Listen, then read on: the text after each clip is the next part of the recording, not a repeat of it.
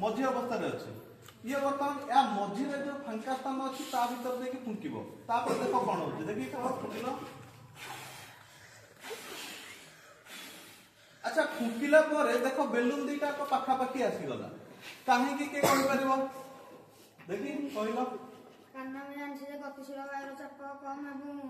स्थिर वायुर चाप अधिका आमे तो दुईटी बेलून मध्ये ढुकी सेते बेले सेतर वायु गतिशील होला तेमितिर चाप कम हे गला एवं बाहर जो स्थिर वायु अछि तार चाप अधिक होबार दुईटी बेलून परस्पर लागै।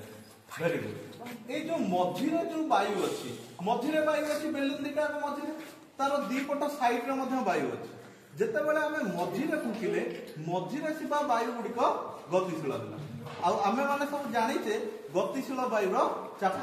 कम तेणु मझी वायुर चाप कम हे गला से समय रे साइड रे जो वायु थिला